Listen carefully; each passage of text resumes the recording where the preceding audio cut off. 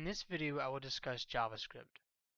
I will start with the history of JavaScript and then discuss the structure and syntax of the language. I will show examples of the language and how it works. I will also discuss when the language is best used and some of the limitations associated with it. JavaScript was originally created in May of 1995 by Brendan Eich. It took him about 10 days to get the first version of the language working. It was originally called Mocha before Sun granted a license trademark for the name JavaScript.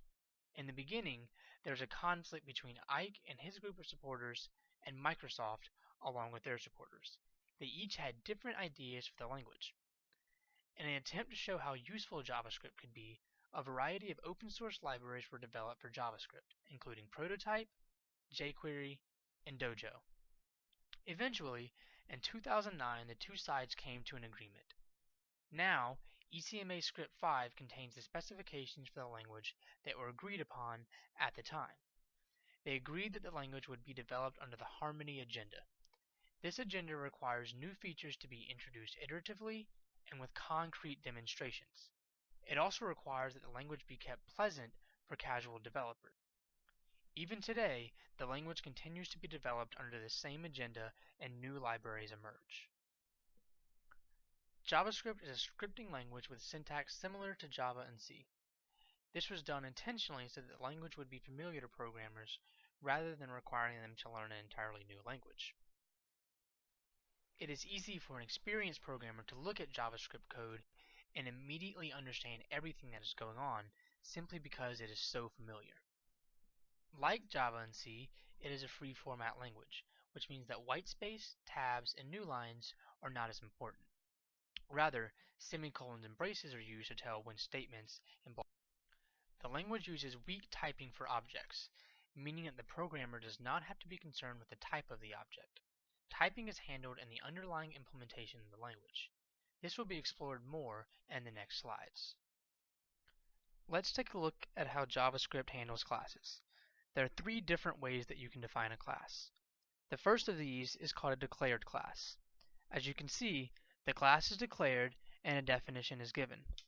Later, a variable is given the properties of that class. The second way that you can define a class is an expressed named class. The class is defined as it is applied to a variable. In this case, we say var v equals class named. The class named is defined, var v is given the properties of that class, and then later we can apply that class to another variable. The third way to define a class is an expressed unnamed class. This works similar to the previous, except that the class is not named. So, the class is defined and applied to the variable v, but that class cannot be applied to another variable later on because it has not been given a name. There are a few things that can be seen in this example. The first is that JavaScript supports procedural programming by allowing functions to be defined and called within other functions. In this example, perimeter is defined and called within getPerimeter. You can also see glimpses of JavaScript's use of weak typing. The keyword var is used to declare a variable with an integer value. The same keyword is also used to declare a variable with the value of a function. Typing is done in the underlying implementation so that the programmer does not have to be fully concerned with it. You can also see how JavaScript contains semicolons at the end of statements. This allows the language to be free format and not rely upon whitespace. Other than that, like I said before, JavaScript closely resembles the syntax of C and Java. If you are familiar with C and Java, you'll notice the familiarities. The braces for an open and close, the semicolon, and the way that everything is set up, such as var width equals 5, var length equals 4. It has very similar syntax. I previously said that JavaScript contains semicolons at the end of statements. While this is true, it is also possible to leave the semicolons out of the code. JavaScript will insert the semicolons automatically at the end of a line or at the end of a code block. Although semicolons are essentially optional, it is still recommended to use semicolons so that statements are explicitly ended. Also, JavaScript resembles Java and C, So many programmers who have previously coded in Java or C will already be used to inserting the semicolons. There is much debate over whether or not semicolons should and need to be used, but it is still seen as a good practice to most programmers. It certainly does not hurt to insert semicolons. Although JavaScript can be used outside of a web browser, it is primarily used for web development. It is used as the front-end scripting language for most modern websites and web applications. It is used within HTML to dynamically generate web pages and insert content. You will often see the JavaScript code in the same file as the HTML code, meaning that you can easily insert a few lines of code for a quick spice up to your web page. JavaScript inherently can only be used on the client side.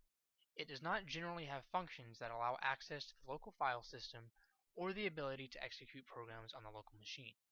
Because of this, JavaScript is limited in what it can do. However, there are libraries such as Node that allow JavaScript to be executed on the server side. Node adds functionality such as database accesses and connection management. With Node, it is possible to use JavaScript as both the front end and back end of a website or web application. Node is not widely used though because of the setup associated with it and because it is just still new. In most cases, JavaScript is only used as the front end for a web application, leaving other languages such as Python and PHP to handle the server-side processes. This example shows how JavaScript and HTML interact. So of course you have your HTML tags that denote that you are working in HTML. You have a div with the ID myDiv. You then have a script that is of type JavaScript. This says that the code within the script tag will be JavaScript code. The code itself finds the element myDiv, which is the div that we previously declared in the HTML, and it sets its content to the string shown. This example may seem pointless, and you'll probably never actually do this, but what it shows is that you can dynamically set the content of your web page. Because JavaScript is fully functional and allows complex calculations and data to be drawn and calculated and formatted, you can easily generate content that otherwise you would not be able to. The next example will show a little more of what this can do. Looking at this example, we can see that the first code block is very similar to the previous example. We have our HTML tags, we have our div tag, and we give it the ID myDiv. Within the script, we set the content of that div to the function getContent. Now, when getContent is called, it will go to the second code block in which the function is defined. Here, it just simply returns a string.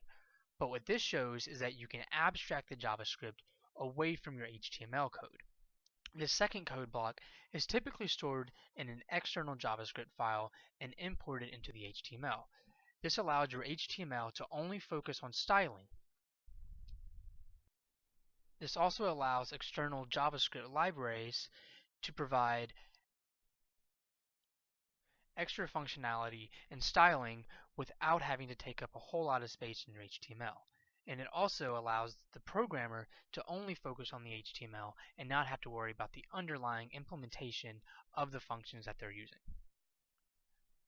JavaScript is not compiled in the traditional sense, such as languages like C and Java.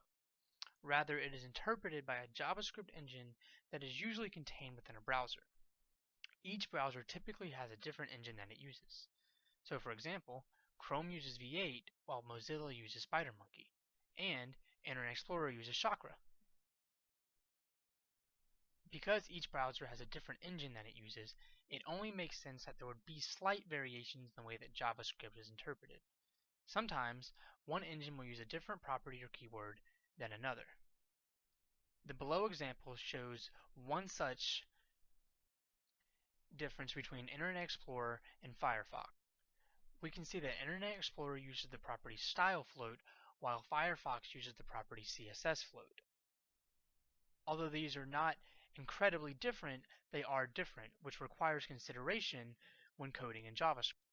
If you're going to be writing a program that will potentially run on multiple browsers, you have to take into consideration each and every one of these differences, or your code just simply will not function the way you want it to. There are limitations with JavaScript. There are certain things that it just simply cannot do, or that it cannot do without the help of external libraries. As I said before, JavaScript can only inherently be used on the client side. So, if you want to use JavaScript for the server side, then you would have to use some sort of external library such as Node to perform the operations. Also, JavaScript cannot be used to write files to the web server without the use of an external library. One such library would be Ajax. JavaScript can also not write files to the local system or read files from the local system. It is limited in this way for security reasons. JavaScript cannot perform any sort of database accesses inherently. This is where a library such as Node would be useful. Because of these limitations, the server side often uses another language such as Python or PHP to handle the functions that Python cannot deal with. For the most part, JavaScript is primarily used on the client side as a scripting language for web development. It has potential to be used on the server side with the addition of external libraries, but currently it's not used very much because these libraries just aren't as good as using a different language such as Python and PHP.